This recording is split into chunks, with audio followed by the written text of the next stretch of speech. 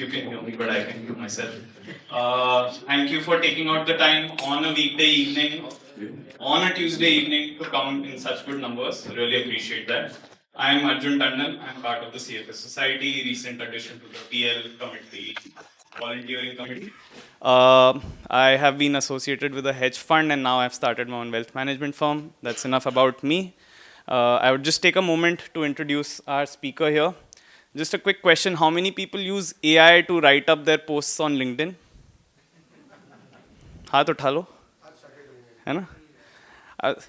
This guy was in 2019 a influencer by LinkedIn on finance and economic subjects without using AI. उस समय ChatGPT नहीं था. So you can imagine the kind of expertise he has been sharing with the world audience, with the Indian audiences, and what kind of a thinker we have between us today.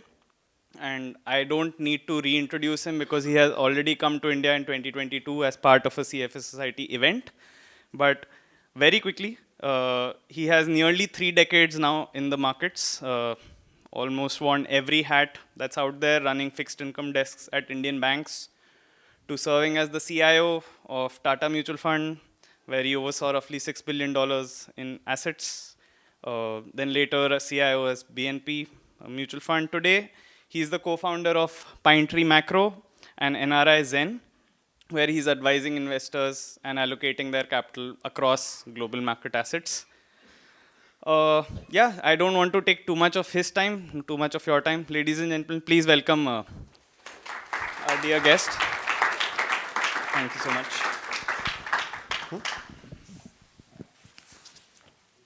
Yeah, so, okay. So this is a global macro outlook. I present it every year. I write in details about what does the world look like.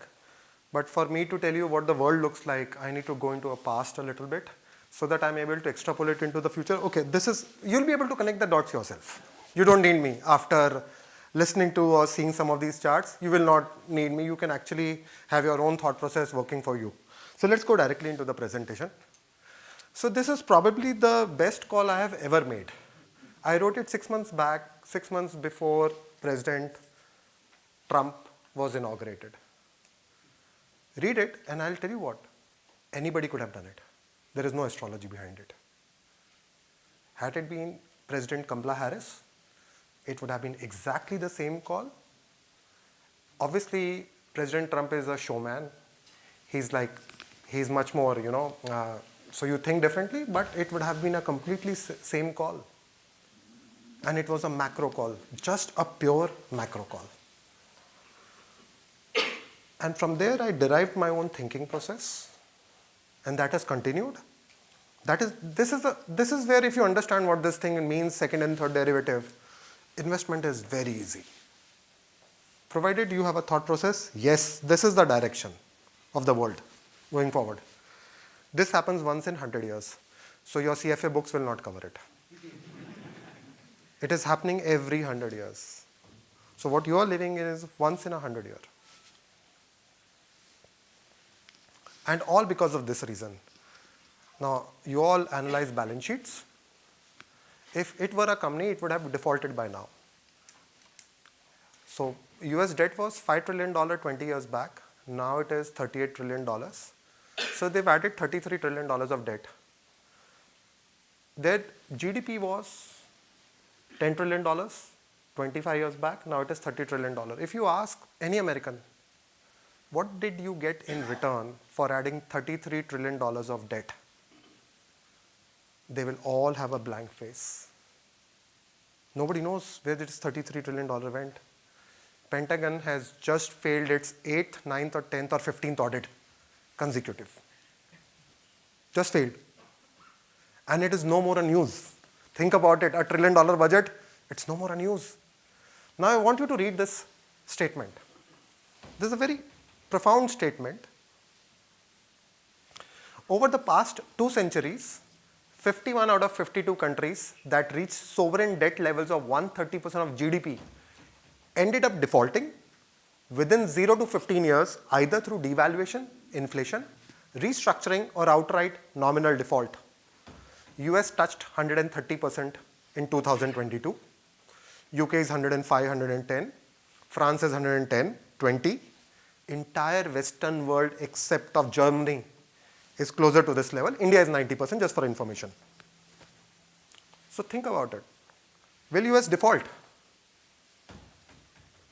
They will not default. Default means just simply not paying for it.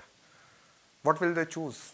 If you know what they will choose, investing is very simple. It's very simple process. Let's go to a little bit history. How they reached over here. 30 years back, the biggest employer in United States was manufacturing. If I were to ask you which is the biggest employer in US today, what will be your answer? I'm sure you would have looked over here. What will be your answer? Who's the biggest employer in United States today? Wow. 39 out of 51 states, the biggest employer are admin. Healthcare admin. Think about what has happened to the country. 30 years back it was manufacturing. Today it is admin. 39 out of 51 states. See what has happened? You know who does the value addition, right? Simple. Manufacturing does the value addition. And what does the bureaucracy does? It takes away. This is what has happened to the country, once a great country. So they have so much debt that you keep on hearing, no? I will not spend money. You will have to take care of your own defense. And there is a YouTube video of 2017 where President Trump was in United Nations talking about to German delegation, why don't you spend money? You should be spending money on, in NATO, they were not spending money. And they were laughing at President Trump. Today US is so much indebted that it cannot spend money. It is withdrawing from the world. Here is your first thesis. Investment thesis is very simple. Rest of the world will increase its military spending. Can't you see it in front of you? What has happened? You are looking at Indian defense, start looking at European defense. Look at Japanese defense, look at South Korea defense ETF. It's a very simple argument. See the kind of spending which is going on across the world. Even India. Because the world does not have a hegemon. There is no monitor in the class. वो क्या सबको चुप करवा देता था, सब बैठ जाओ. I am the bully. Now he's saying I am not the bully. Go ahead, fight among yourself. I'm leaving the class. So this is a new world where you do not have a hegemon, you do not have a bully. Then why the hell should US dollar be the reserve currency of the world? If you are not willing to keep the world safe, if you are not willing to keep the shipping line safe, if Houthis can do something over there in Red Sea, why the hell should we consider you as a reserve currency of the world? And they are exactly saying, don't consider me as a reserve currency. I just cannot say it in public. They are doing exactly what? So they took a tanker out of Venezuela today. And they say, we are keeping it. Only pirates do that thing. Hegemons don't do anything. They're telling you what they're doing. You're not listening. There is discussion happening around $1 billion sovereign wealth fund. They know what is coming. And then you break your head, why is gold going up? An empire does not pick fight with allies. After he's a big brother, no? In Canada, where I come from, it was like every time we will raise our voice and say, and US will say, okay, here is the lollipop, go. Now it's picking fight with Canada, which is nothing in front of US. We are just nothing. And he's saying, no, I'm going to treat you as equal. But sir, we are not ready to be treated as equal. We always had your military umbrella. And you are saying, no, I want you to treat, you have to pay for yourself. I'm not going to pay for you. But isn't that the basic minimum condition for us to use US dollar as a reserve currency? Because you will take care of us. I'm talking about NATO. See what he's talking about. South Korea, Japan, and they are staunch allies for 50 years. EU has been thrown under the bus. Think about the situation is so bad that Canadian foreign minister had to come to India. And the fight was picked up just few months back. They were talking in parliament about how bad the relations were with India. This is how the world is changing of investments. This is the investment world I'm talking about. I have no interest in geopolitics, except that when it leads to an investment outcome. But if the empire is indebted, if UK is indebted, if France is indebted, they should be cutting costs, no? They should be cutting, their debt. But if they cut, they'll be voted out of the power. Have you ever heard about a UK finance minister who's just resigned and said, we might have to go to IMF for debt default? Think about UK going to IMF. And we are keeping our gold in UK. How the hell is it possible? As soon as the French government fell, the finance minister said, we might have to go to IMF. IMF will need to be bailed out. If Western world is going to IMF, then IMF needs to be bailed out. Argentina, President Milei was doing such a great work. He lost elections. People just don't want austerity. People want to spend. We'll give this presentation, I'll give it to CFA Society. You can keep this presentation later on. So that you don't have to take this thing, no need to do that thing. Read anything around you. And all these things are happening in the last 2-3 months. I've not taken last 6-9 months data. In fact, some of the data is as good as day before yesterday. It's all in the same direction. Nobody is willing to go out of the way. So you have an indebted world. You have US withdrawing from the world. Indebted world which does not want to do austerity. Europe, which was always running welfare state, has been told, you take care of your defense. They start cutting welfare state and French government falls because French government wanted people to work for 1 extra day. And the government fell. People don't want to work for 1 extra day. See the mess around you. You think it's a mess. This is a beautiful investment outcome.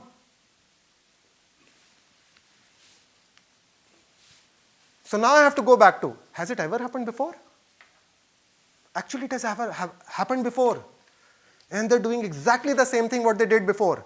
1944, US soldiers were coming back from after winning the World War II.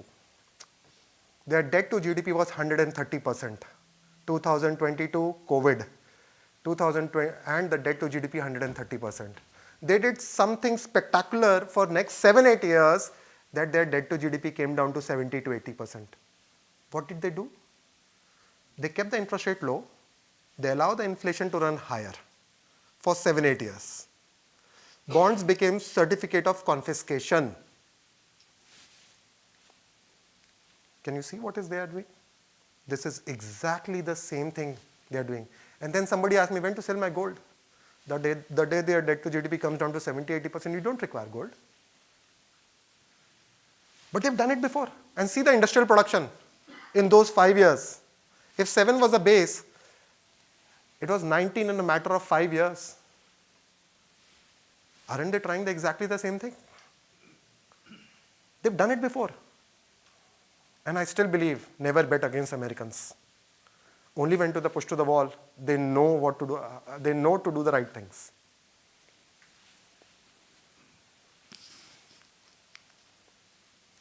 But for industrial production, you need lower dollar. Because if the dollar is higher, no country will be able to invest in your country. President Trump keeps on saying, please cut rates more, dollar is too high.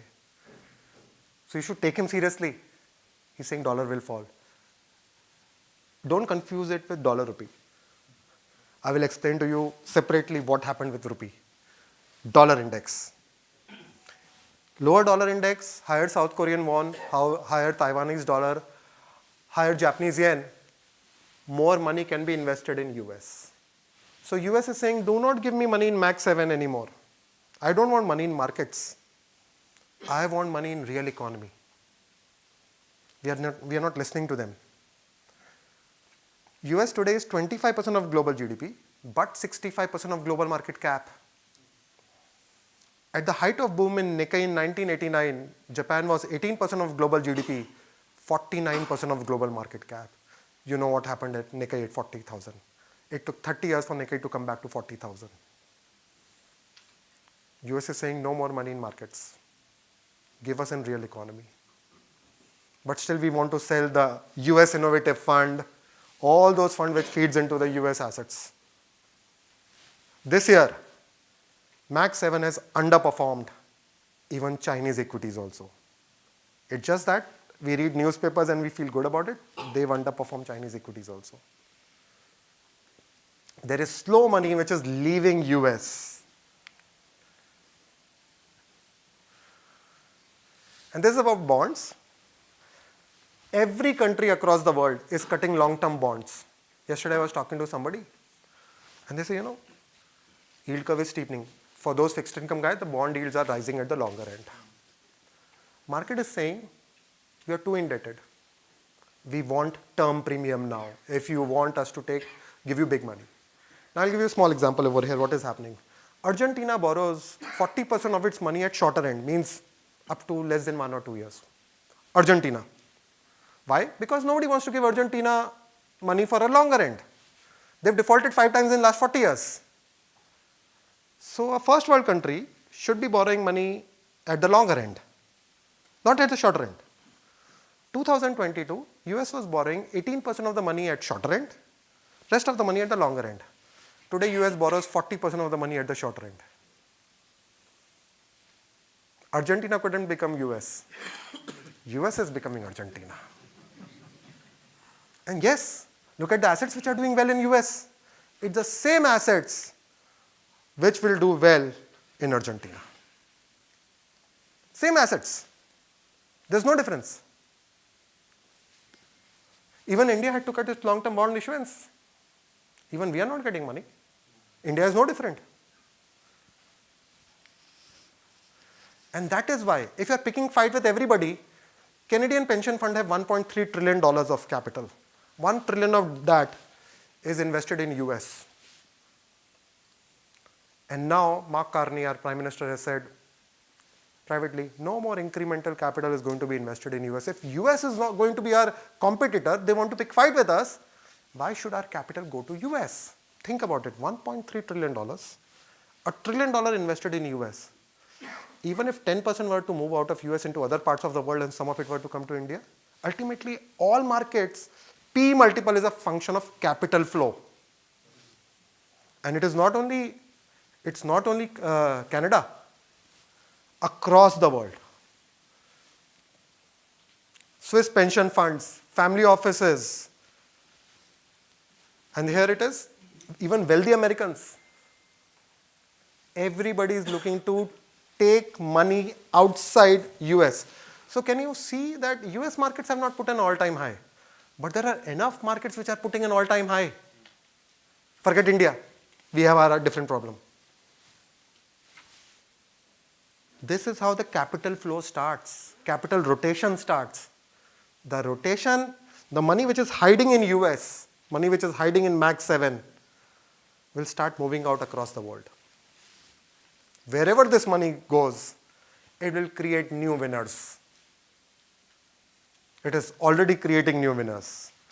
And then you get confused. Why is gold and silver going up?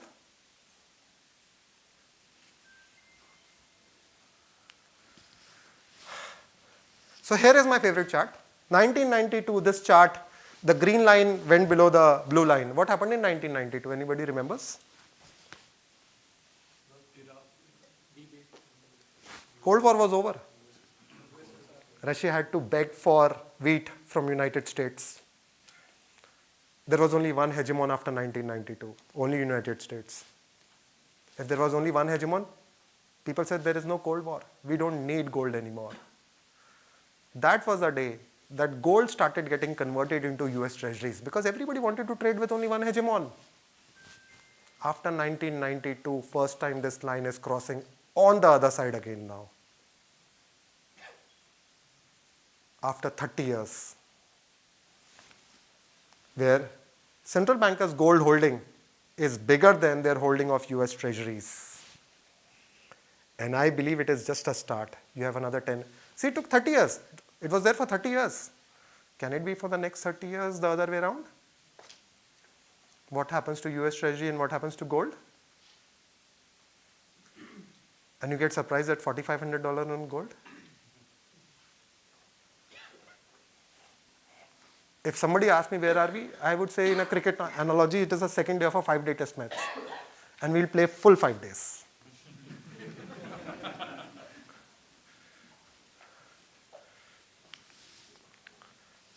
Now something very interesting. Has anybody heard of Kyrgyzstan?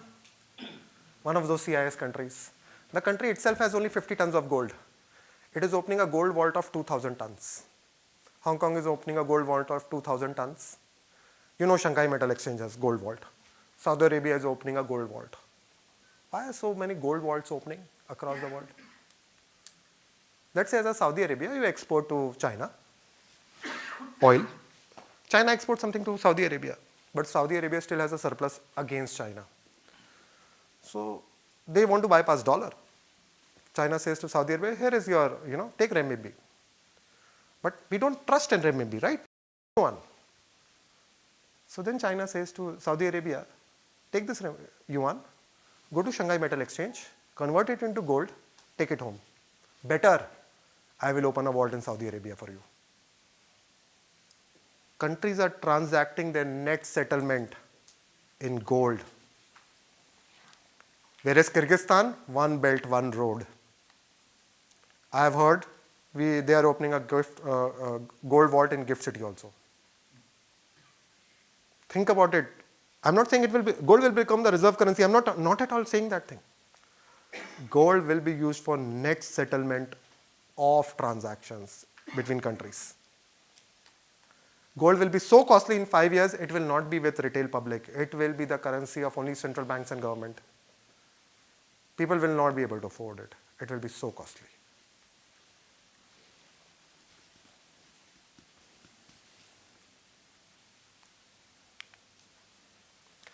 But Western world doesn't like it.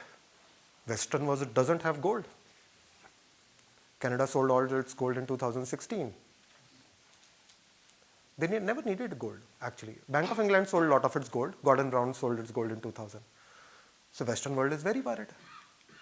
They are saying, we don't have gold. The two biggest producer of gold in the world are China and Russia. And China doesn't export gold. What do? We cannot accept gold. That's where you are seeing the Genius Act. Stable coins. Within 3 years, you will no more get US dollar for exporting to US. You will get a US stable coin on your app. And US will decide who can get that thing. Because US is saying, I am giving you an excess of US consumer, the only consumer in the world. I will decide who will export to me. No Iran, no Venezuela, no Russia. And if you get that thing stable coin in some way, it is programmable. US can decide, I will not, this person should not have stable coin. They want stable coin. The Western world wants under US military umbrella, US umbrella. Whoever wants to be a part of US military umbrella will have to transact in stable coins.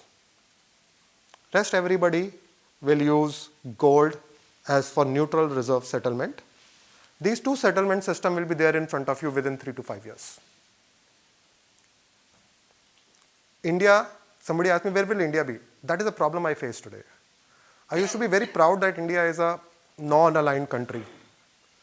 But here US is saying, choose. And there China and Russia is saying, choose. You cannot be non-aligned. Because you can be a part of only one system. You will not be allowed to be a part of both the systems. So this is a new system. We will have stable coins as, in Brazil they are trading stable coins. In third world countries where the currency volatility is high, people are trading stable coins already. Where I come from in Canada, people don't know what is gold. They don't know. Their face is blank when you tell them gold. According to Goldman Sachs, only 0.7% of global wealth is invested in gold. According to Morgan Stanley, they've changed the 60-40 portfolio, the 60 equity remaining 60.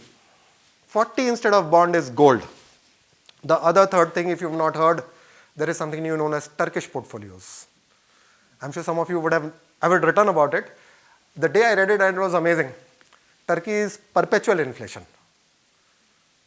50% equities, 50% gold. So there are all those old concepts are thrown out of. These are the new concepts. Yeah, just one more thing. There are 250,000 tons of gold in earth crust. 215,000 tons of that has already been taken out. There's 35,000 tons of gold in earth crust, and that is in very difficult jurisdiction. Out of 215 which has been taken out, 70 to 75% is with non-G7 countries. And for that 35,000 to be taken out, you need mining engineers. Last year, US produced 78 mining engineers in total.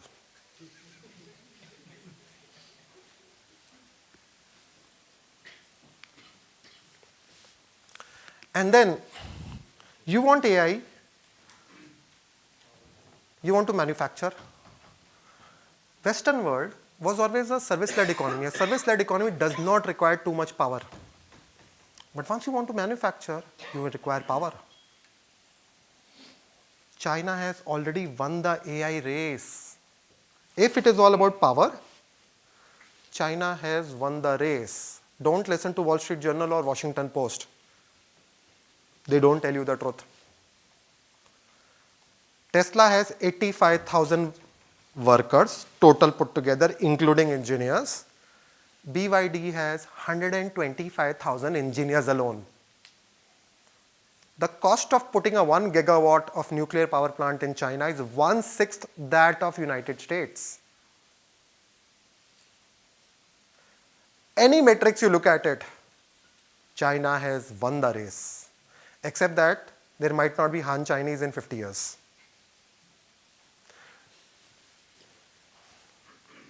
Just see the difference. And we say China is overproducing steel. They start cutting down capacity in steel. No, the steel prices will go through the roof and you will not be able to make your buildings over here. And they are cutting down their capacity of steel also next year. They say, you guys say we are overproducing, no? Okay, let's see. Across industries, they are cutting down their capacities. Now try getting it in your country. They are the ones who kept deflation in the world for last 20 years. They say next 20 years is inflation.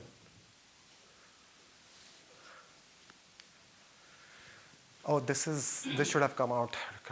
Okay, this is a stress in electricity system across the world. Why I'm talking about electricity again is, electrification is my macro theme of the decade for the last 3 years and for the next 7 years. Decade means that.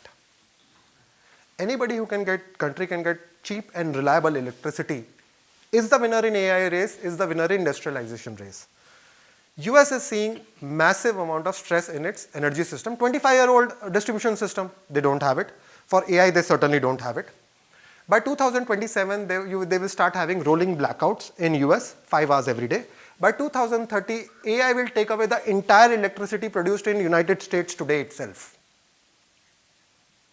This is a race against the time. Again, if government have got all the power, government are deciding winners and losers, where will the government put its resources? It's a very simple way of looking. And on the right is the chart. The lower one is Max 7. On top of that thing is electrification ETF. I don't care which models win. Let them fight amongst each other. All of them will require electricity. And here is the electrification ETF. It's a very simple way of looking at investments. Never look at what is clearly in front of you. Always look at second and third derivative. But this, whoever gets cheap and reliable electricity is the only winner. And US is far away from that. But that also means they will spend money the way that they had done it for Manhattan projects. They will they will sink money. Again, the question keeps on coming, Ritesh, I don't think they'll be able to industrialize.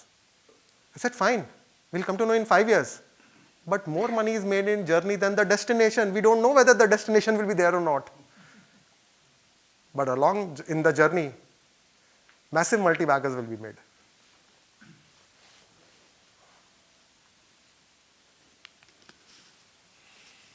And here is a China ETF. Obviously, the line on the top is China, large cap. Then after that, you have emerging market. Then you have the Mag 7. And then you have the S&P 500. And nobody likes China. And China is quietly outperforming for the last 2 years. Quietly.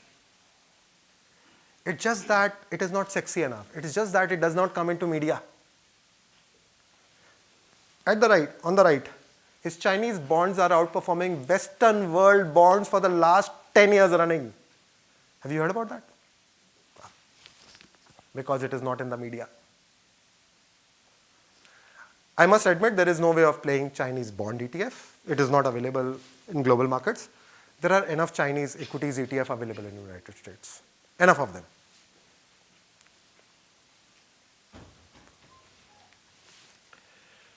So how to invest? I've said so many things. How to invest? I invest on the right side. Whatever is written on the right side is what Pinetree invests in. Whatever is on the left side, it's the past.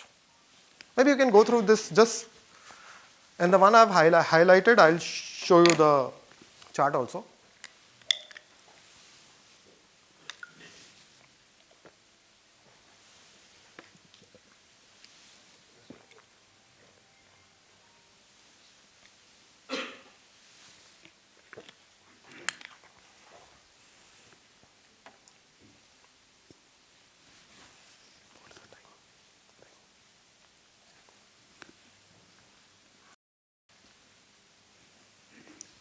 If you have questions, I will take it later on. Now just see this thing, financial asset versus real asset. This is a chart of BlackRock versus Sprott Investments. I'm sure all of you know BlackRock, biggest provider of ETF in the world, right? Does anybody know what is Sprott Investments?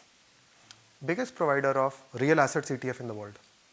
Uranium ETF, uranium miners, rare earth metals, critical materials, gold, silver, everything.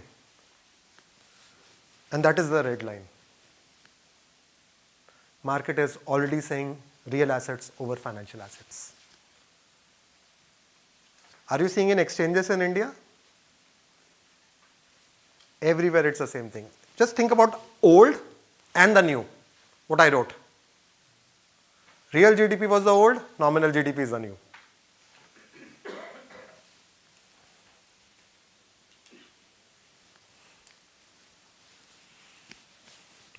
And reindustrialization needs commodities. My biggest bet for next year is copper, in spite of rising so much. Copper is needed for each and everything. Does anybody knows how much time does a new copper mine will take to start producing if you give the license tomorrow? 5 to 7 years. 27 years. I was sitting with 13D just now. Nobody knows better than 27 years. Nothing is coming till that, the time which is required. US does not have that much time. So you heard what about they did for Greenland, what they were saying? Today Greenland, ये तो हमें ही दे दो. हम ले लेंगे अपने आप ही. This is the reason. You want to industrialize? You need Greenland.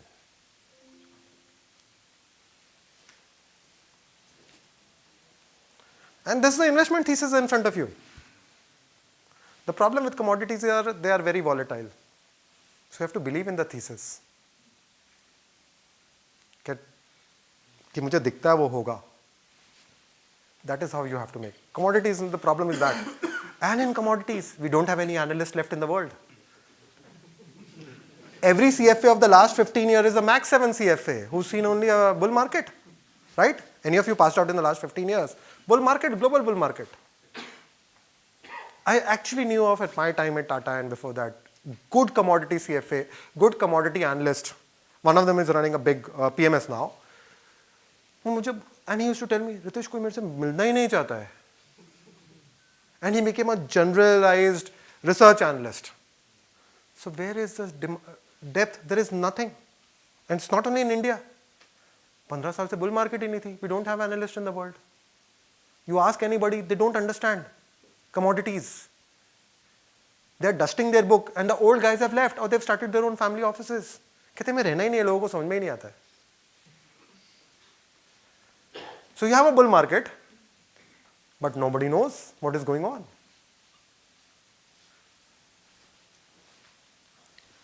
And blue collar workers. वो तो मेरी थीसिस ही अलग है. मैं CFAs के सामने बोलूंगा blue collar worker तो वो गलत हो जाएगा actually.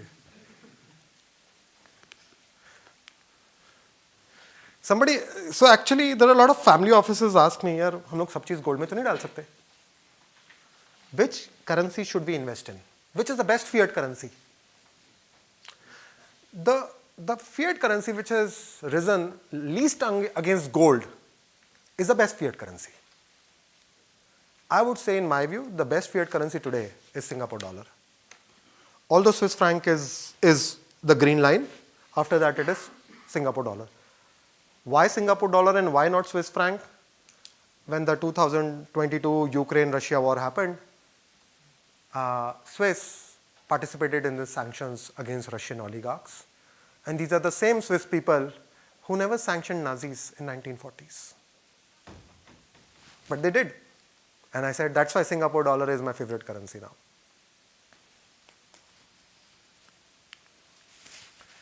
Now India.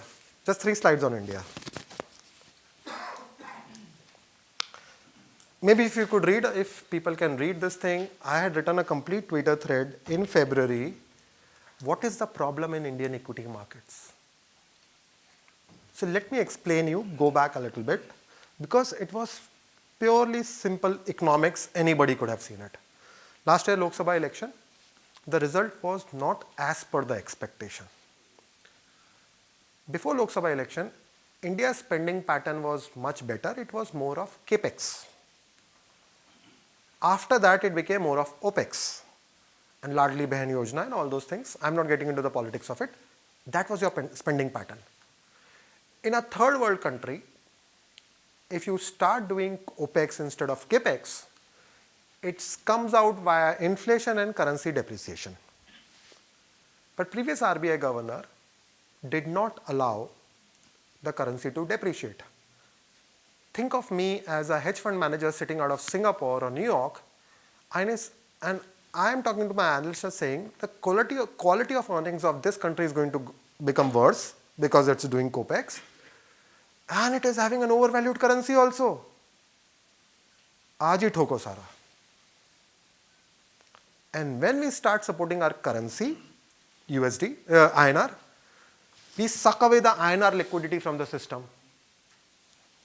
That hits GDP more. This was the problem. As soon as Mr. Malhotra came, the first thing he said is, currency jaane do. Tab tak damage was done. Now, this rate cut was done. How many of you believe that rate cut would happen this time? Actually, I wrote about it, you need the rate cut for nominal GDP. Now, this is the second problem you face. Between 97 and 2024, actually, most of the fund managers will not tell you this problem. But since I don't invest in India, I don't care about it. 97 to 2024, our nominal GDP was 12%. Average of 12%. Corporate profitability is a function of nominal GDP, never real GDP. Volume growth plus price growth, right? A 12% nominal GDP growth multiplied by 1.5, 17 to 18% corporate profitability, give whatever multiple you want to give. When your nominal GDP comes down to single digit, you cannot give those kind of multiples. The biggest problem India faces today is collapse in inflation. If your nominal GDP does not come back to 12%, you will never ever get those kind of valuations which existed. So please do not extrapolate the last 20 years of SIP returns into the next 20 years. This is a problem of nominal GDP. Now you've allowed your currency to depreciate, your nominal GDP will rise a little bit, but you're not going to 12% anymore, you are becoming a mature economy where the inflation doesn't go back to 5-6%. It is 2-3% inflation. Why should I give you, as a global investor, those kind of multiples which I used to give it earlier to you? This is the problem. This is not a problem. This is a new India.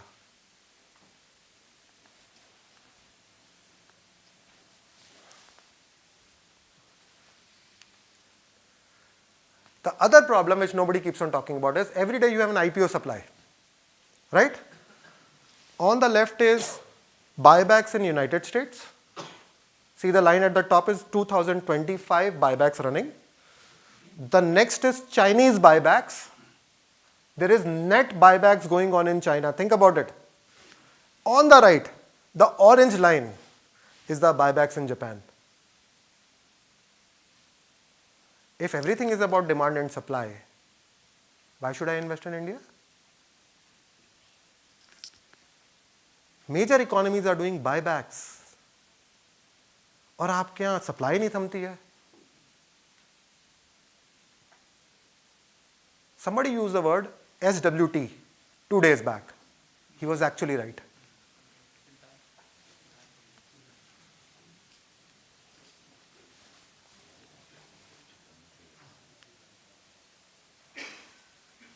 But this is my next mega theme of the decade. Electrification के बाद का. And Indians are sitting right in this thing. Within 3 to 5 years, you will stop getting drivers, cleaners, carpenters, electricians, cooks. You will not get it. They will all be exported out of India. And what you will get back is the white collar workers in other countries, which will get displaced by the AI. 80% of all the AI startups in the world are actually looking for increasing productivity in white collar job and not in blue collar. So this is going to be our biggest export in the next 5 years. And all these snippets, everybody wants Indian workers. Why? The love affair of Western world with unrestricted immigration is over. Indians keep their head down, work, they don't raise slogans, they don't raise flags. So semi-skilled Indian workers will be the biggest export from India, not to Dubai, rest of the world. And exactly at the same point of time where we will get back our white collar workers. India's remittance, which is $100 billion today, can easily go to $125, $130 billion in next 5 years. So think about how will you use that $25 billion extra.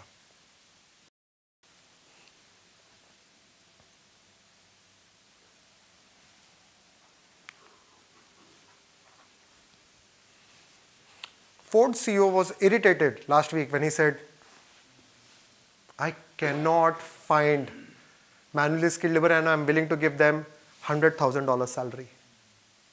I keep on writing this thing, I'm writing it for last 1 year, but none of you will want to become a blue collar worker. None of you will want your kids to become a blue collar worker. And herein lies a paradox. The first economics principle I read was poverty amidst plenty. Remember? कि farmers, if अगर potato का price ऊपर है, तो every farmer will want, to grow potato. So अगर white collar worker की demand ज़्यादा है, तो everybody wants to be a white collar worker, but nobody wants to be a blue collar. Nobody, grows onion. Nobody goes blue collar worker. We have this thing. So we have overabundance of elites, and we have a problem over there.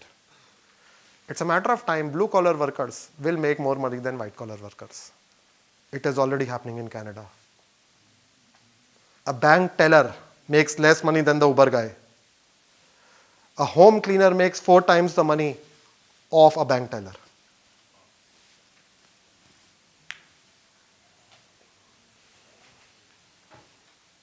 Now I'm not depressing you, but you need to know that thing. If you will not hear from me 3 years down the line, you are going to see it.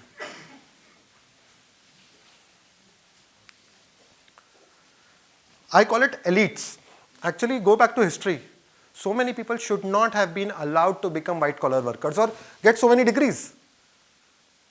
Bill Clinton okayed a bill where they could give student loans. That led to everybody taking a degree. Had the student loans not been there, there was not many people who were going for white collar jobs. Now you have this problem that we are creating so much of them and most of them are not having any jobs. 30 to 35% of college educated kids in the United States don't have a job. Same thing is over here also. Here we don't get the data. It's the same thing. And on the right side, for the first time, see the wages in blue collar is rising faster than the white collar worker.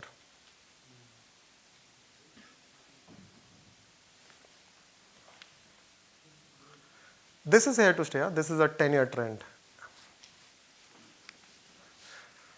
So this is, I always write at the end of the year what I said at the start of the year and how it planned out. So you can see, I will write in the first week of January my outlook clearly in pointers, and towards the end of the year, I will look at how many went right or wrong. So this is what I said at the start of, this was, I think I wrote it on 1st January 2025. US assets price for perfection, yield curve signaling trouble by end of Q1. April we had a big correction. President Trump has already spent 30% of the total 2025 budget, limits Trump's ability to spend without raising debt limits. They raised the debt limits. Junk bond yields to rise as US fiscal conditions tighten. It did not happen. Volatility across asset class expected to expand as global liquidity cycle tapers. It happened and it did not happen. Gold expected to strengthen and reach 3,200 by year end. Obviously, I was not bullish enough. Silver turns exciting only above 35. So after above 35 is where we picked up a big quantity. So back in December 2024, gold was 2,600 and silver was 29. Electrification and nuclear energy remains dominant investment themes. Electrification has done phenomenally well this year. China increasingly tradable as PBOC accelerates monetary easing. No major concerns about yuan devaluation. Yuan has actually appreciated and Chinese assets have beaten US assets handsomely. Argentina under President Milei beating expectations. Assets to strengthen further in 2025. They were up 9% this year. Last 4 years they were up 100%. And select small and mid caps will outperform large caps for third year in a row in India. Obviously it was wrong. So I write it at the end of the year. Now let's look about what I believe will happen next year. So you can read it.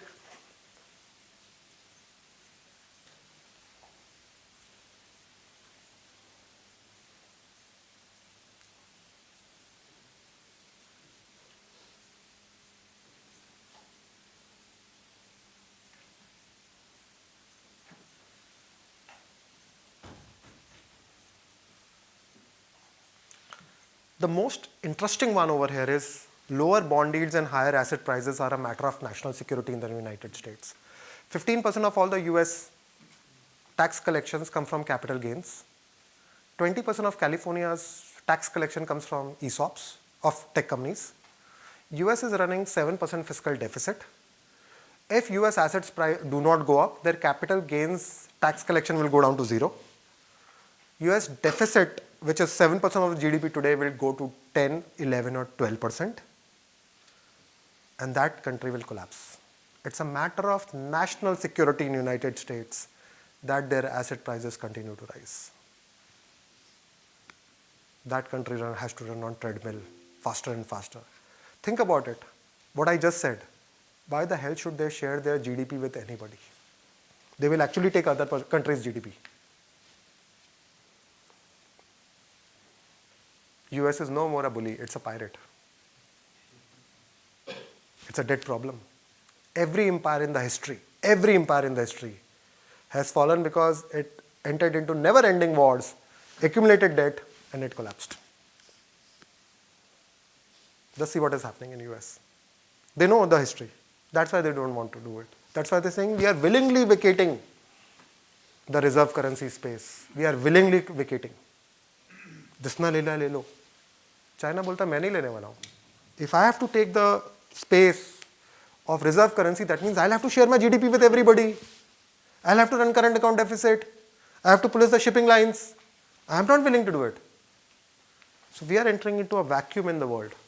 The dollar is not going to be the major reserve currency. ऐसा नहीं है कि बंद हो जाएगा कल. It will be a diminished reserve currency. What will take the space? place is very important. And then you see gold rising every day. Warren Buffett is actually right. Most of the time gold is useless.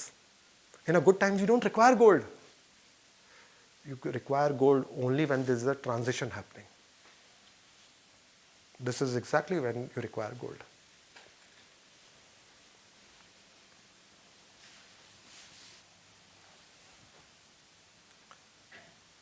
I have one more slide on CFAs. Should I show? I just did some work on the numbers of, I'll show, that is very important. So while CFA charter holders have grown at 5.5% annually since 2012, the number of publicly listed companies have expanded by just 0.82. We will cut this out. Yeah, I know. So I have to show this thing, just this one once. एक second show नहीं करना है मुझे, ये last slide दिखानी जरूरी है compliance purpose से. This is the one, बस that's it. I just have to keep it over here. Now you can ask me anything. I'm done. 49 minutes. Okay.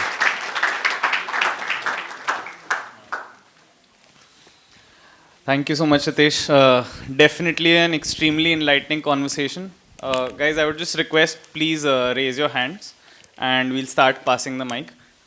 We have enough time, hopefully. Yeah, we have, what is the time? It's 8:50. 10 to 8. We have 15 minutes, 15 to 20. So we have 15 minutes. We'll take questions one by one. Yeah. Thank you so much, Ritesh ji. I've been following you on Twitter and watching all your podcasts, etc. I just had one question regarding the DXY falling. I might be wrong. It seems to me that it's a race to the bottom. Every currency wants to depreciate, thereby making its industrial production cheaper. Don't you think this is a race to the bottom? And number one. Number two, what will happen then? The corollary to this will be they'll inflate away the debt. That's exactly what I said. But all countries together. Everybody has to do it. So that means every currency will do competitive devaluation against gold. Or Everybody. no, or some other commodity. Right, you do it some. So ultimately, nobody wants to hold dollar as a reserve currency. We want to hold something which is tangible. So it will not only remain with gold, it will remain with any critical materials. It will go with base metals. So the capital will find somewhere. Saudi Arabian central banker is buying silver ETF. It's a top 10 holder of silver ETF is Saudi Arabian central bank. I cannot imagine in my sleep also that and his name is there. See what is happening. I personally know of central bankers in Middle East who have a target of buying X amount of gold every day for next 6 months, converting some of their dollar holding. It's just that they cannot say in public. They cannot say it. There is a lot of things happening behind because nobody wants to be on the wrong side of President Trump. You want to do it, but you will not say no. Don't want to do it openly. Nobody will say no. One of my clients, all vaults in Switzerland are completely sold out. Every vault is only getting filled only with gold, physical gold. So there is smart money, which is doing something.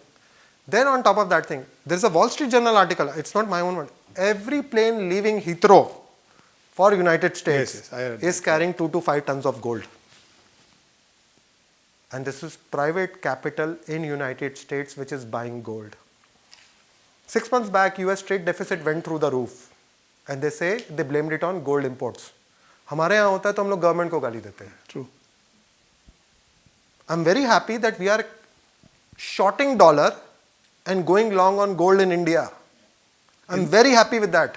In which case the wealth available with the Aam Janta. Indians hold $3.7 trillion worth of gold, but we waste our time only on $5 trillion worth of equity market cap. We own $3.7 trillion worth of gold. Any gold bought in the last 5-6 years is massively in the money. Now the pushback comes to me, yaar becenge thodi. नहीं बेचेंगे. It doesn't matter. It's a wealth effect. It's a wealth effect. You start feeling confident about it. The total outstanding gold loan in India is $30 billion. Mark to market आज ही $30 billion होगा gold का. True. That's 10% of. So if you had not bought $14 billion of gold in October, your currency would not have depreciated, no? You're not importing electronics import, no? True. You're doing gold and oil. Indians actually understand this problem. They are saying हम ही ठोक देते हैं यार dollar को, and हम लोग रुपये को देखकर डर जाते हैं. So everybody is doing that thing. When Saudi Arabians, how would you expect a Saudi Arabians to buy silver? Forget gold, silver. China is buying all commodities in yuan. China stopped buying US treasuries in 2013 when they understood US will not allow them to become a power. Every month they are selling their US treasury holding. So you're seeing in front of you. Something has also happened at the long end of the yen. That is their own problem. Okay, that's not related to... No, that is Japanese problem. That has nothing to do with anybody else. They are keeping they want to inflate away their debt. But They then want the yen carry trade, as you say, No. So yen carry trade is understand, the yen carry trade means the yen has to appreciate.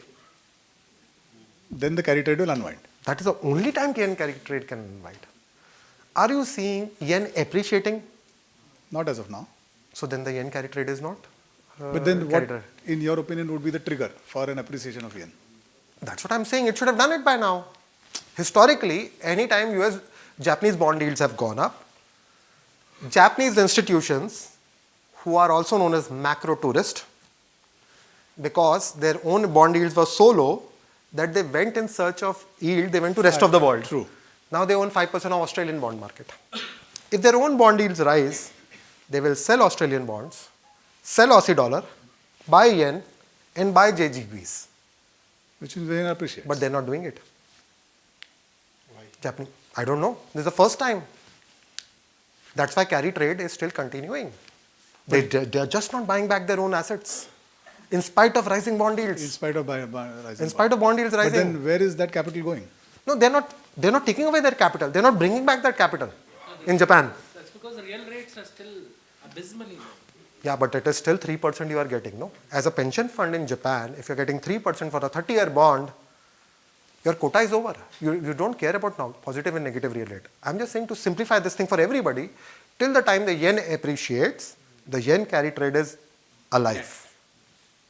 But any sudden reversal will... If there is a 5 yen reversal between today you sleep and tomorrow you get up, you'll have a circuit down over here in India. Thank you. Yes. Can you just pass? First of all, I'd like to thank Ritesh. Talking about macro is difficult.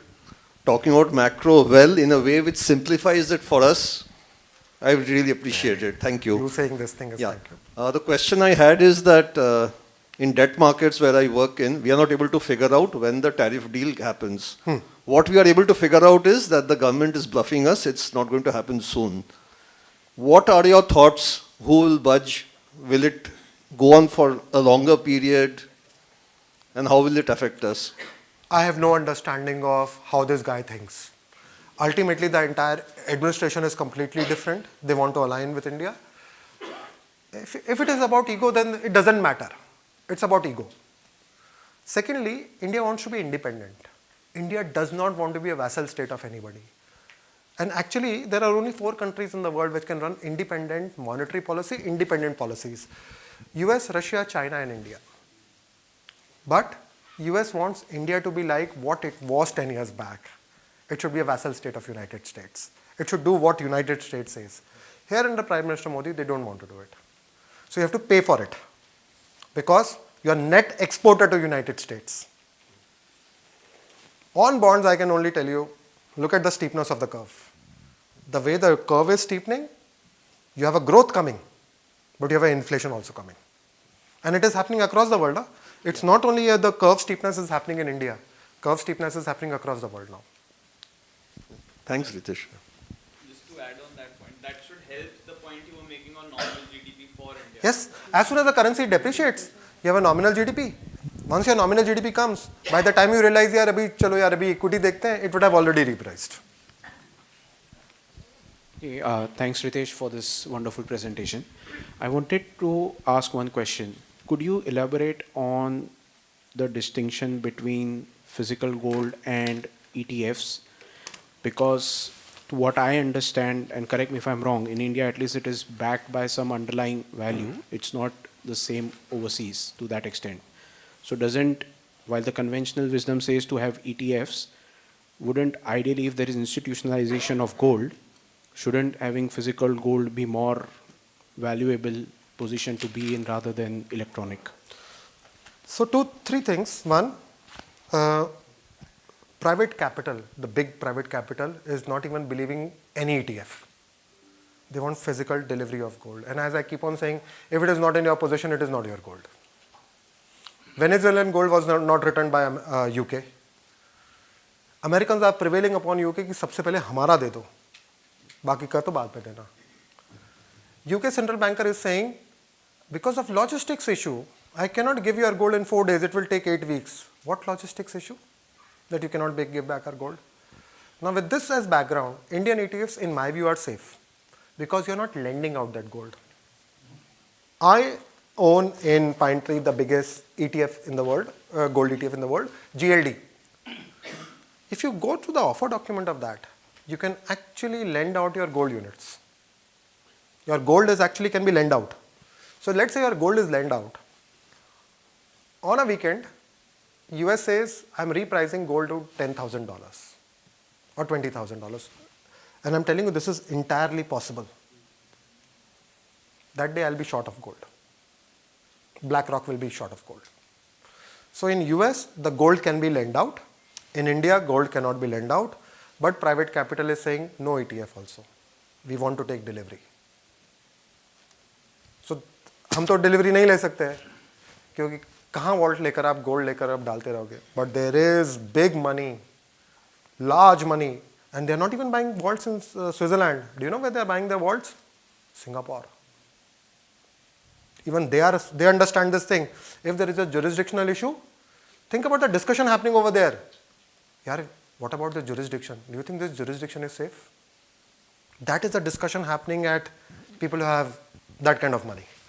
So that's classic conjunction of market risk and credit risk when it comes to There is a risk. I honestly believe there is a risk that on a Friday, a price of ETF is, let's say, 412. Okay?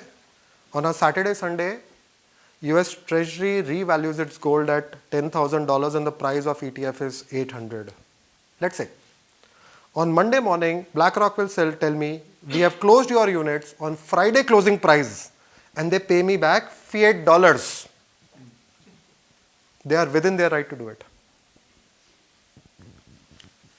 Thanks for that. I'm not saying it will happen.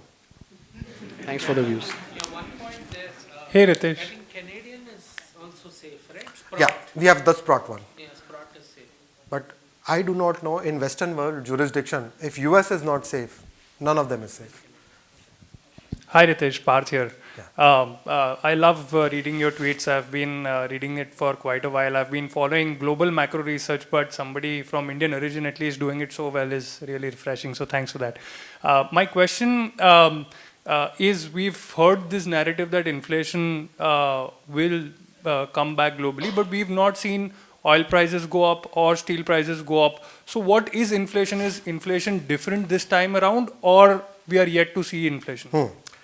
So every previous cycle where gold and silver has risen, oil prices have risen along with every other commodity. And that is why gold silver miners will have bumper profit, because 20% of the cost of gold and silver miners is oil. What I believe is happening in oil is, as soon as President Trump was inaugurated, possibly the first person the person who was there in White House was MBS.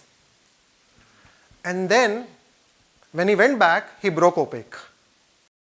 And the oil prices went down. MBS was there back in White House just last month. And I think he said, NEOM has collapsed. My fiscal deficit has gone through the roof. I cannot continue with lower oil prices. And the next day, we heard news of Venezuela. American shale boom is coming to an end. There were 6 million barrels per day in 2009 production. They went to 13 million barrels, creating an entire Saudi Arabia of oil production in the United States. That was the golden period of United States. Their oil production is not going up anymore. In fact, it is old shale assets are actually depleting. Offshore oil will take few years to come in. they need higher oil prices. They need more oil. So it's a matter of time, oil prices could rise. And my view is that oil prices will rise from here. If oil prices rise, then this inflation, forget about 2.5-3% in the US, it could be 3.5 to 4%. Now, sweet spot of equities is up to 4%. Above 4%, money starts leaving equity and starts going into commodities. So, you are right. Till the time the oil prices are this low, no, this is Goldilocks economy, where touch anything and it will go up. But once oil prices starts rising, then you have a problem. And I believe oil prices will go to 75, 80 by middle of next year. And the same can be said for steel, probably. So what Chinese are doing across industries, they are cutting down capacities. Silver, they are putting a quota starting in January. Chinese never exported gold outside the country. In 2013, they started the saving account in China, where every Chinese could save their money in gold.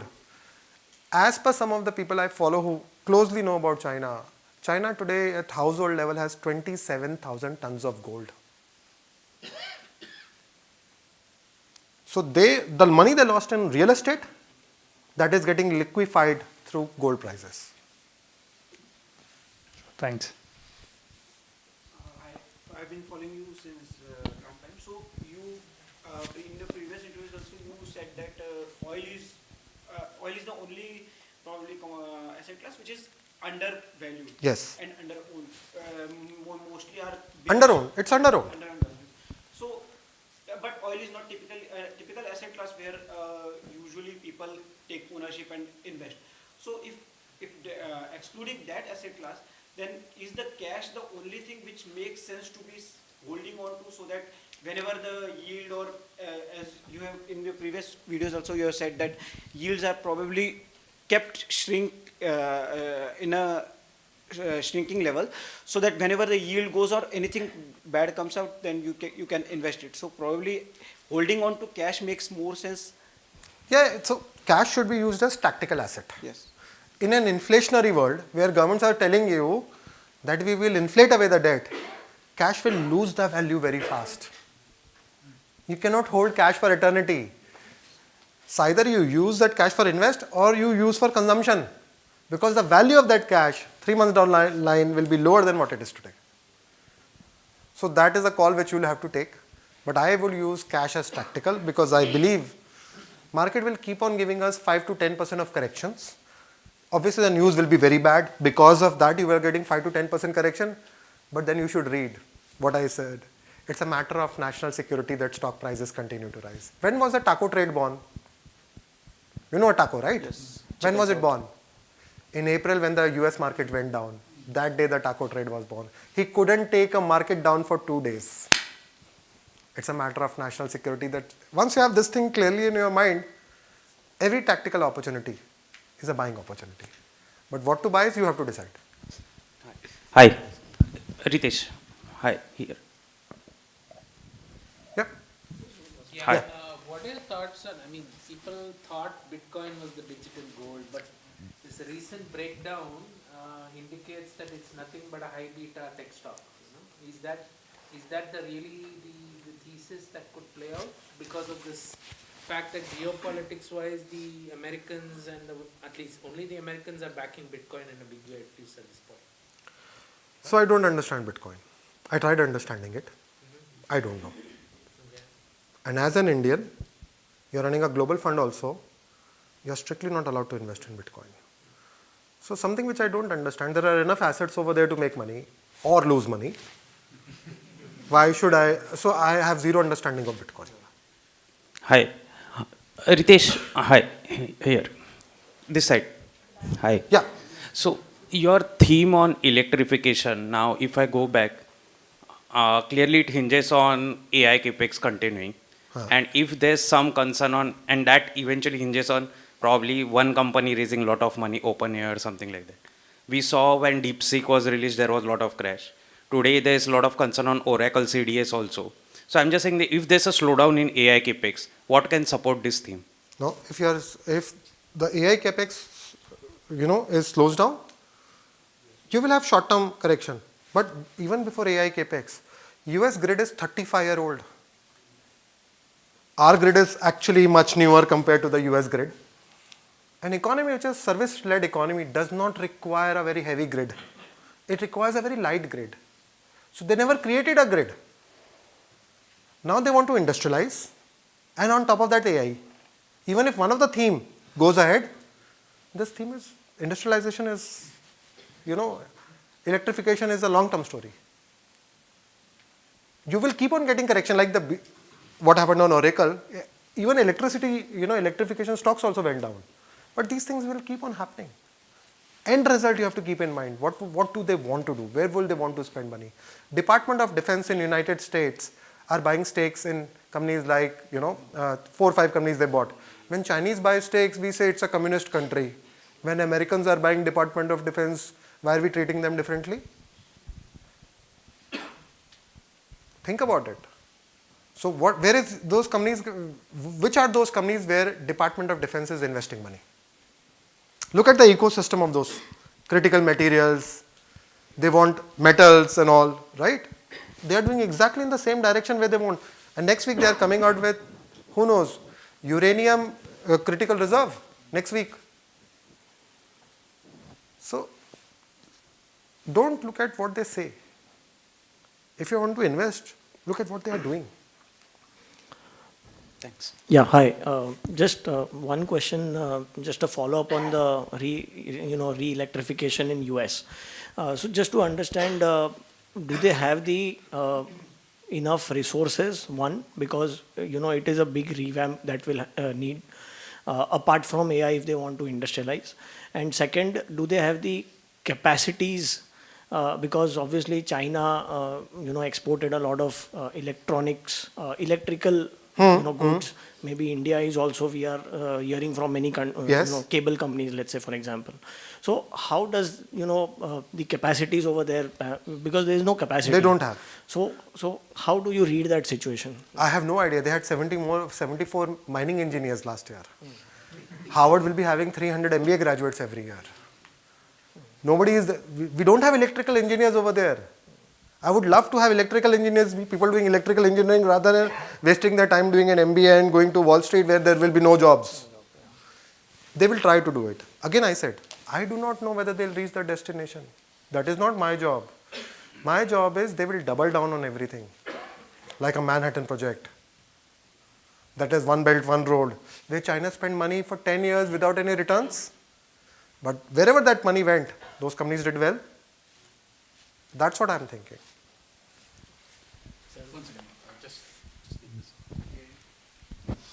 Sir, really admire your knowledge and clarity on macroeconomics. I just want to know. I'm not a CFA. I just want to know how. ऐसा नहीं है. The thing is, मैंने उस purpose के लिए नहीं करा था. यहाँ अगर बोल रहा हूँ, आगे से कभी नहीं बुलाएंगे लोग मुझे. Purely because of your tweets, I got interested in this subject. So my simple question is, how can I improve my knowledge of macroeconomics? What would you advise? Just read anything under the sun. Read history. History has answers to each and everything. Human nature doesn't change. All these things, what we are seeing today, has happened in the past. You can go from Roman Empire and when you read the Roman Empire, what happened, you will have a very clear view on where gold is going. And when gold will stop rising and when gold will fall. That also you'll have an answer. Everything is there and the answer is in history. Okay. Thank you, sir. Yeah, what is the time? Okay. So thank you so much again. You spoke about multiple commodities. You spoke about gold a lot and then copper and oil as well. But what is your view on silver? Apart from the demand-supply mismatch, what is it driving it significantly? So, think of gold as a large cap, gold miners as a mid cap, silver as a small cap, and silver miners as a micro cap. Historically, when Hunt Brothers squeeze happened, silver touched 6% of the value of gold. Historical average is between 2 to 3%. My own view is that before the end of this bull market, we will see silver at between 3 to 6% of the value of gold. Whatever may be the value of gold at that point of time, between 3 to 6%. Most of the money or euphoria is the last stages. No. How many of you have invested? I do not think anybody has invested. Forget the asset allocation fund, which the fund manager is hiding behind by, चल यार थोड़ा gold silver डाल देता हूँ, थोड़ा return आ जाएगा. Even he doesn't understand. And we understand gold from a historical perspective, our parents' perspective. We don't understand gold.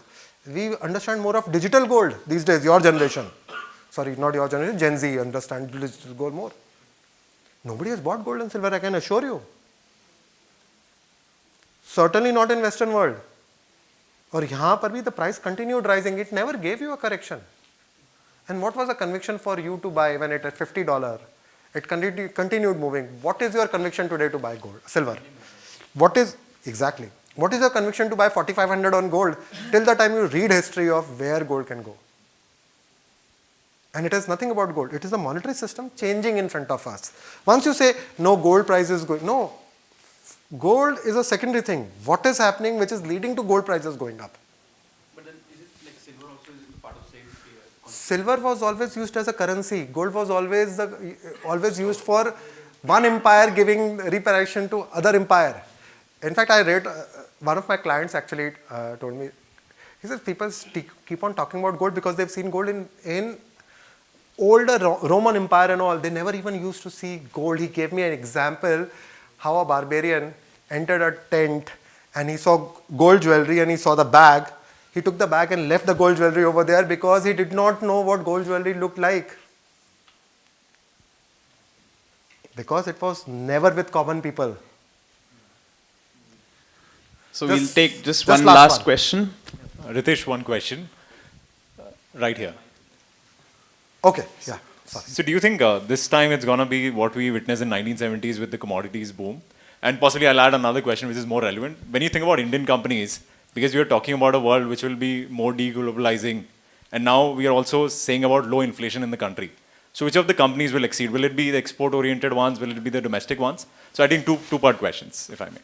The first one I did not understand properly. You have to explain what are you... I mean, do you think the kind of the commodities boom that we saw in 1970s, wherein we saw a massive bull run in commodities for the next 7-8 years, and the amount of wealth that was created, do you think that's going to... Because we had a slow start to this decade. Yes. Right. Exactly. I agree with you.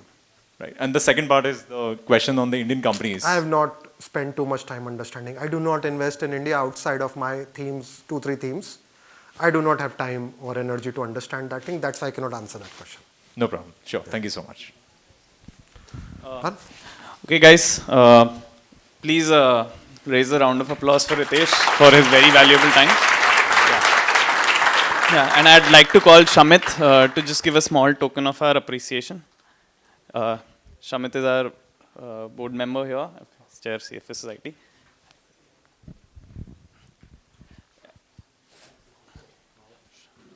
Badi gift. Okay. Oh, okay. Thank you. And I'd just quickly like to call Kunal, Litesh, Kunal, Vijay, please.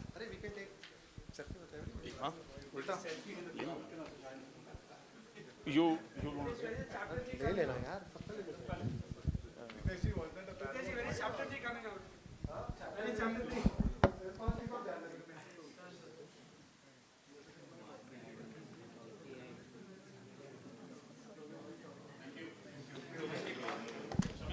Shamit, Vijay, Litesh, please come.